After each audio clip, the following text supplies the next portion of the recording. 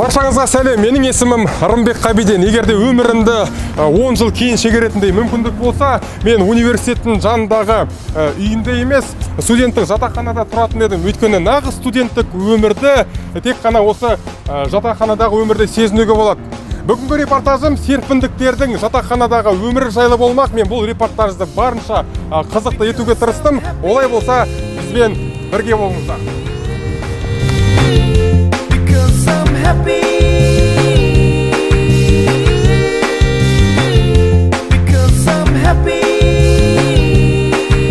Репортажымыздың кіріспесі ретінде біз студенттердің дебатына барып қатысуды ұйғардық. Дебаттың тақырыбы жатақханадағы серпіндіктердің өмірі. Ендеше тезірек барып, дебаттан қалмай бірге қатысайық.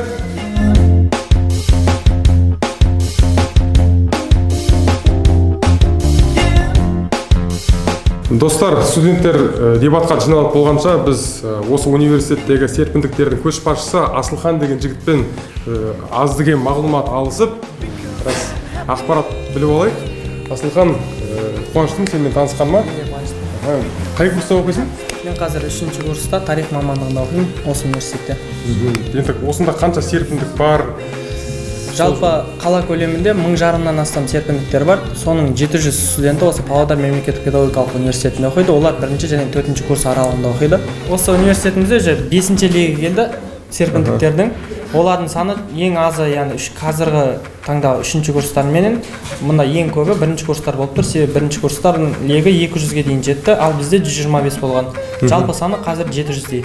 Университет көлемінде жалпы 700 серпіндік бар, ал қала көлемінде 1000-жарымнан астам студент бар. Облыс көлемінде колледждерде де бар ғой, райондарда? Жалпы қазірде 3 университетте бар. Инеуде 2 лек келген 25 студенттің, ал Павлодар мемлекеттік университетінде есе 600-ден астам, Павлодар мемлекеттік педагогикалық университетінде 700 студент, қалған 6 колледжде 30 және ең көбі 70-ке дейін қазіргі таңда серпіндіктер 6 колледжде бар. Сен осы Павлодар мемлекеттік педагогикалық университетіндегі серпіндіктердің көшбасшысың, иә? Ол университеттерде өз көшбасшылары бар.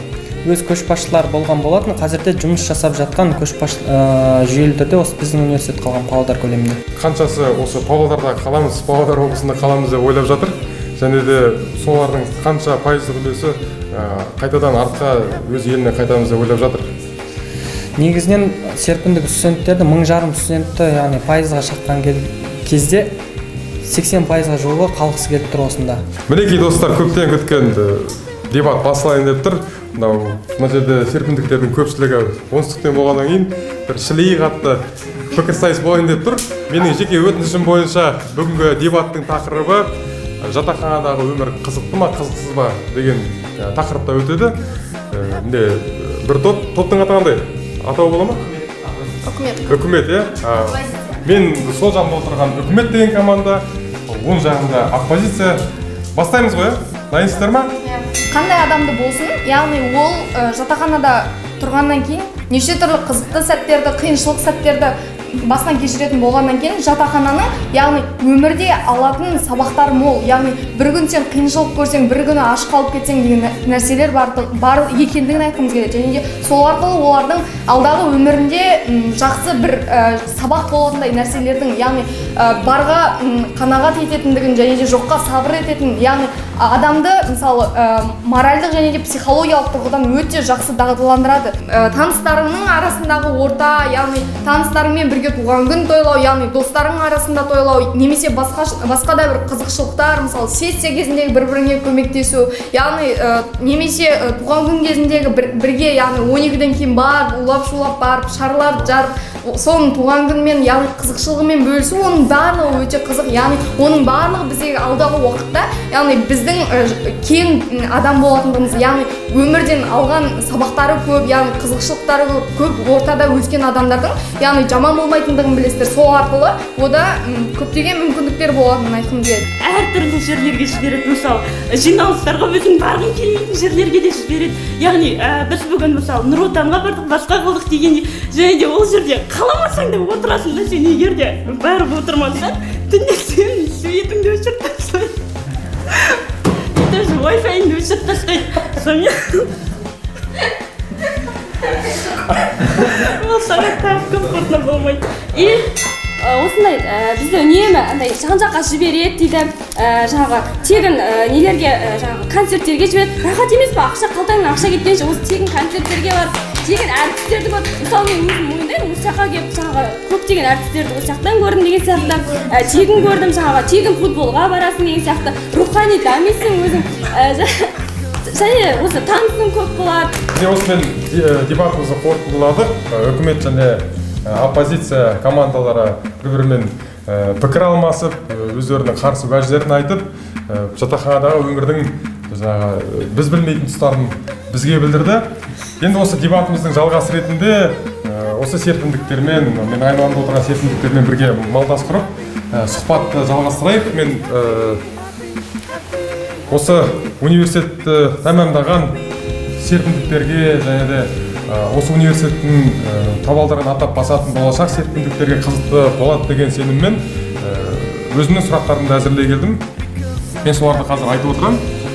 Микрофонды ортаға қояйын. Студенттер өздерінің жауаптарын берсін. Бірінші сұрақ, Павлодар сіздерге несімен ұнайды? Павлодарда байқаған ең басты ерекшеліктері қандай?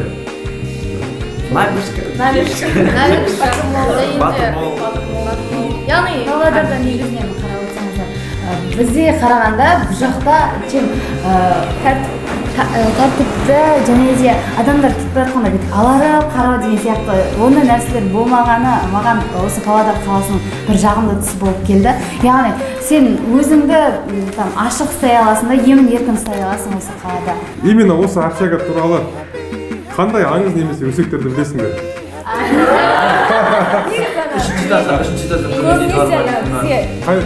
Келген кезімізде айтады ғой, біз бірінші курс болып келгеннен кейін бізді барлығы қорқытты ма или шын ба, өмірі қорқынышты әңгімелер жайлы айтады. Бірақ мен өзім Мысалы келтіріңізші, қандай? Кім бастайды? Үшінші этажда осы 303 Б комнатасында осындай елестер бар, баланың шулағаны деген сияқты, баланың жылағаны деген сияқты. Сондай көп нәрсені айтады негізінде. Но бірақ кейбіреулерді өтірік дейді, кейбіреулері рас дейді, қайсысын сенерімізді білмейміз. Ол бала неге шулайды дейді? Осы мені перзентхана болған деген ба, сондай нәрсе бар. Больница болған баяғыда, содан сондай болып шығады деген нәрселер көп нәрсе. Мен естідім, что осы жерде местный құрбым бар да, сол айтты, мен осы жерде көп келем, и потом бұрын бұл жер общак болмай тұрып, перзентхана болған, там жаман болған, и оны бұзып, жатақхананың орнына басқа здание салған, ол здание там елестерге толып кеткен екен, ол зданияны жауып тастаған, сол зданиядан кейін бар осы жатақхананы тұрғызған, сосын сол жатақханада қазір екінші этаждың блогында там есіктер өз-өзінен қозғалады, и потом сосын үшінші этаждың фойе жағында жылаған дауыстар естіледі, біз түнде ұйықтай алмаймыз деген сияқты. Өздерің естідіңдер ме осы? екінші этаждың есіктері көп сынатын мен үнемі байқаймын, таңертең 5-те тұратын кезім болады, 6-да тұратын кезім болады. Біз түнде есікті құлыптап жатамыз. Ол таңертең мен 6-да барып қараған кезде есік ашық тұрады. Негізі андай біздер дебат болсын, ұйымдар болсын, біздер культивировать етіп тастағанбыз осы нәрсені. Біздер пирожтарға келгенде оларға стресс жасаймыз, қорқытамыз. Осындай біздер культивировать етіп тастағанбыз. Бізде де сондай болған ба? Біздерге бірінші курстар келеді, бірінші курстар қорқытады, үлкен курстар. Осындай әңгіме қылып айта береді. Енді сол үшін бұл сұрақ. Сол үшін шыққан нәрселер осындай. Енді сендер жаңағы сенің айтуыңша бұл жаңағы аңыздардың ешқандай негізі жоқ, иә? Аға буындар біздер мысалы дебат клубына 3-4 курстар біздерді стресс шок жасау үшін қорқытатын кезеңдер болады кей кезде. Типа біз келген кезде бізге де осындай әңгімелер. Бірақ бүгін барып Айнұр несіне күзетіңдер. Диалектілерге көшуге, диалектілер бір бөлек, ал мына общагадағы жаргондарды соларға тоқталсаңыздар, қандай жаргондар бар? Перваштар. Кім бастайды? Біреу басылдар. Енді әкім әр жақтан келгеннен кейін, мысалы біреу Маңғыстау, Қызылорда, Шымкент, Тараз, Алматы бар ғой. Мысалы біреу кесе деген сөздің өзі әртүрлі екен. Жеті мағынасы бар, әртүрлі сөйлейді. Ана бізден оңтүстіктің өзін тазик сұрап Болды басында бөлмең кіреді да, бірінші сұрап алады, Шымкенттікісің ба, Қызылордаңдысың ба дейді. Шымкент десең, тазик бере тұрсың, Қызылорда десең, неге бере тұрсың? ет салатын табақты шымкенттіктер леген дейді, леген тәжік. Ал ол леген тәжік дегенге біз кір жуамыз. Кір жуамыз. Түсінбейміз да біз сондай нәрселерге ше. Содан кейін бір күні бізге көршілеріміз осы местный балдар болған, бір күні келіп тақ сұрайды да. Сосын мен өзім шок болып қалдым тақ дегенде. Маған орысша бірдеңе айтып тұрма деп сосын қайтадан сұрайыншы деп сұрадым енді түсінбей қалмасын мына орысша білмейді екен деп айтсам мақсатпен сұрасам тақ берші дейді жан-жағыма қарап сасқаннан сковородка берген. Жатақханадағы лайфхактар, мысалы комендантқа көріп өтіп кету, допустим, иә? Бізде осы бірінші этаждың 101-ші В комнатасында ұлдар сол терезеден кіреді және де тағы да даже то же самый А блоктағы жатақхананың артындағы терезелерден то же самый кешіп қалғандар кіреді. Одан кейін неде бетінде болған кәдімгі мен таңертең тұрамын сағат 5-те сөйтсем екінші этажда неден терезеден шығып кетіп жатыр да бір балдар шошып Ана бізде болмайды олай негізі. Мен только екінші этаж, үшінші этаждан түсіп бара жатқан баланы көргенмін. бізде каждый блокта Wi-Fi-лар бар да, 5 Wi-Fi бар, 3 Wi-Fi-лар бар. Вот енді қара, мысалы Wi-Fi өскенде тегін интернетті қалай қосасыңдар? Олар барады да, неден розеткадан суырып алады, өшіріп тастайды, сосын қайтадан болса перезагрузка жасайды. Олар интернет жасамай қалған кезде оны жасату үшін сөйтетін болады. Олар орындықта апарады, қояды, үстіне шығады, өшіреді қайтадан. Нағыз ұсталып қалған сөйтіп біректі. Мен оны Ұсталып қалған, ол жүрген сол үшін. Олда сондай? Иә, түнгі 2-де, короче, біз кино көрдік, қызық кинодан Wi-Fi істемей қалды, сөйтіп шықтық. Столды қойдық, өшеді сосын главный старший ұстап алды. Сонда ашып кіріп кеттік, столы қалып қой сол жерде. Ең ыңғайлы бөлмелер жатақханада немесе осы блокта өз араларында VIP немесе стандарт деп бөлмейсіңдер ме? Бар ма? 206-шы бөлмелер, короче, 3 адам ғана тұратын бөлмелер. Олар кең болады, потом күшті. Олар VIP, иә? Одан Wi-Fi жететін комнаталар вот солар. Тура Wi-Fi-ны қарама-қарсы тұратын. Люкс, иә олар. Тура Wi-Fi-ны өз комнатамды айталам, мысалы, который бір комнаталарда болады ғой, екі комнатаға бөлінген кезде бізде біреуінің есігінің не ручкалары жаман или кілті істелмейді.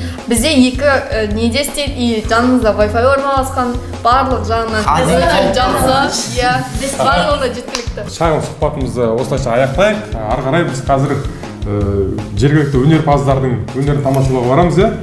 Гитарамен ойнап, рэп оқиып, одан кейін бөлменің ішіндегі жағдайларын көреміз. Одан әрі бірінші жатақханаға барамыз. Ескі жатақханаға барамыз, иә? Қазір жатақханадағы бөлмелердің бірінде бізді осы серпіндіктер арасындағы ең талантты деген өнерпаздар күтіп отыр. Олардың бізге, яғни көрермендерге дайындаған тосын сыйлар бар екен. Аяна, қандай? Біздің жатақханада өнерлі негізі балдар, қыздар өте көп. Соның бірі рэп айту, жыр айту, немесе гитарада ойнау деген сияқты. Қазір гитарамен ән айтады, рэп оқиды, түсінгенім бойынша. Әне, 1, 2, 3, кеттік. Қара көзең алғашқы сүйген қызым, көктемім жазым менің күзім қысым. Армандап жыл мезгілін қалай күтсем, ол да менің көптен күткен аққу құсым. Қалап едім махаббаттың қаламқасын, қолдан ұштым қанаты қарлығашым.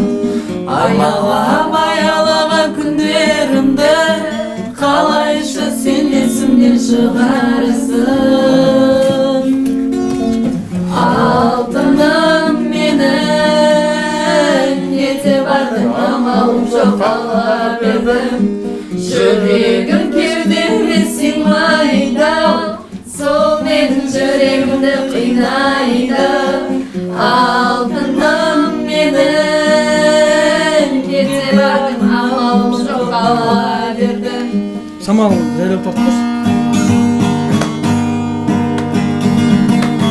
Шыңарым болып келіп кейде кетіп адасып менен бөлек айтшы кіммен өзге бақтасың кім болды сырласың ай менен күннен бөлек арамыз алыстау сонда да жөнім бөлек көңіл толып күмән сандарақтап не істермін жаныңды жылытпайды енді мені не істедім сен үшін өзгердім сен үшін өзгердім қалыпта тайынған көңілімді өртедім керемет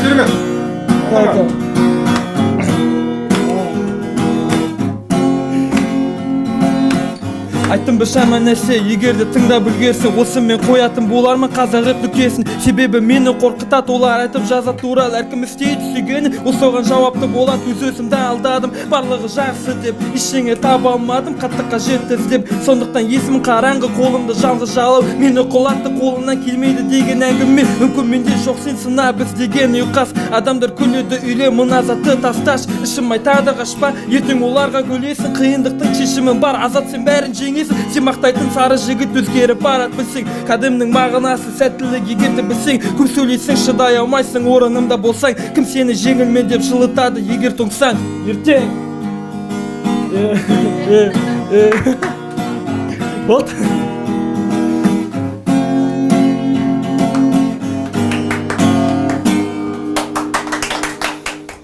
Мінекей біз жаңа жатақханадан шығып ескі жатақханаға келіп жеттік.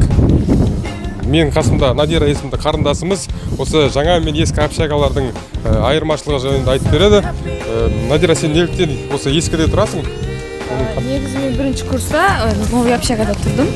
Ол жақта тұрғанда енді жағдай жақсы болды негізі, бірақ старый общагада жағдай жасалған. Енді новый общагада негізінен айтатын болса, ол жерде 9-да обход, уже 10-да обход, 9-дың кезінен бастап уже ешқайда шығармайды, ешқайда кіргізбейді. Солай сұранып шығу біз үшін ол жақта тәтелерден қиын болды. Ал бұл жерде негізінен кухня общий, адамдарды көп көресің, комнатаңдан шығасың, тыныс аласың дегендей. Сосын бұл жақта тәтелер бізді шығарады. Мысалы мен тренировкаларым 10-11-ге дейін созылады, 12-де келетін кездерімде болады. Осы жақта рұқсат береді, ол жақта қиын бізге. Бұл жақта енді көбірек тыныстауға болады, иә? Иә, сосын бұл жақта балкон бар, ең плюс жер. Еще балкон. Иә, әркімде сондай. Демек, бұл жерде еркіндік көбірек, иә? Иә, еркіндік көбірек, ол жақтағыдай қыстау анау-мынау деген жоқ. Ендеше барып ішіне кірейікші көрейік. Мына бутовка, иә? Енді бутовкаға жеткенше айта қойшы. Сендердің өз араларында бір жаргондар бар ғой? Иә, бар. Мысалы, бірінші курстарды балмұздақтар деп атаймыз, потому что олар бізде де солай айтқан, бірінші курста балмұздақтар. Неге балмұздақ? Енді балмұздақ тез ериді ғой.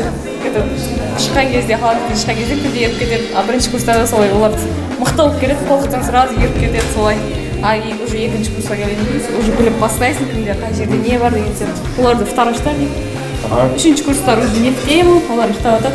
Не в тему? Да, олар ничего не интересно. А төртінші курста олар қартайғандар кететіндер деп айтады. А үшінші курс не в тему деп айтады? Не в тему демейді, олар уже айтпайды. Жоқ, олар. Иә, жоқ ештеңе. Бірінші курс балмұздақтар, екінші курс тараштар, үшінші курстар онша атала қоймайды. Төртінші курс шалдар. Мінекей біз бутовкаға келдік, ас жасайтын бөлмеге. Айтпақшы достар, қазір Рамазан айы, серпіндіктердің бір шамамен бағана өздерінің көшбасшылар айтып өтті, 80% ауыз бекіткен. Міне қыздар қазір өздерінің жаңағы ауызашар тамақтарын дайындап жатыр, әзірлеп жатыр. Қыздар, сәлем, қалдарың қалай? Шүкір, оразаларың қабыл болсын. Күріш байқап тұрмын, бір өзбекский палау шығар, е? Қай жақтан боласыздар? Шымкент? Шымкенттен дәл таптың, е? Енді сендерде осы жерде кезекпен тамақ дайындайсыңдар ма, әлде кім үлгерді, сол келіп кете бере ме? Сосын ыдыс аяқтарды қалай реттейсіңдер? Пышақтап. Осы уақытта келіп тамақ кете береміз. Иә? Сағат 10-ға дейін уақыт береді осында. Сол кезде келіп 10-ға дейін тамақ жасап, сосын бөлмеге барамыз. 10-ға дейін, түнгі 10-ға дейін? Кешке 10-ға дейін ашық болады. 10-ға дейін ашық болады. 10-ға дейін тамақ істеуге болады да? Жаңа общагада олай емес. Жаңа общагада уже 10-да жатады бәрі. Оларды өздерінде өтіп жатыр сағат. Жақсы, онда оразаларың қабыл болсын.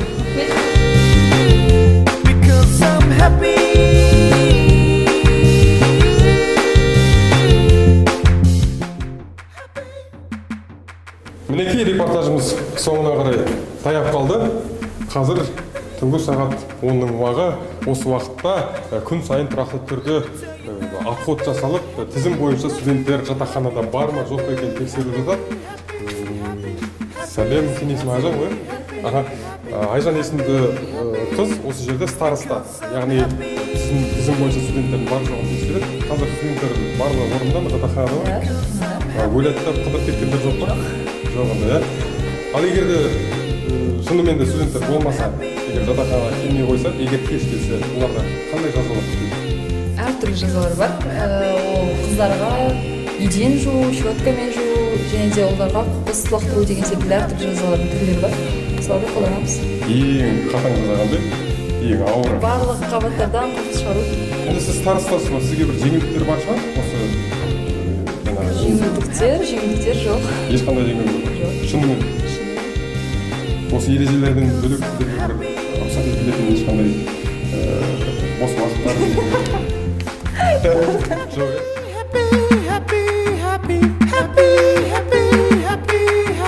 Жатақханада белгіленген тәртіп бойынша жайғасып ұйқыға ыңғайланатын уақыт болғанымен сіздердің көретін мінекей көріп тұрған көріністеріңіз мынадай. Түнгі 10-нан кейін серпіндіктердің бөлмелерінің шамдары жарқырап жанып тұр. Бұл деген Павлодардағы серпіндіктердің, жалпы Павлодардың жастары түнді ұйықтамайды дегенді білдіреді. Достар, егер де видео ұнаса немесе араларыңызда студенттік жатақханадағы өмірді еске түсіріп жатқандарыңыз бар болып жатса, лайк басып, подписаться батырмасын басуды ұмытпаңыздар. Сіздермен бірге болған мен Рымбек Қабиден, амандықпен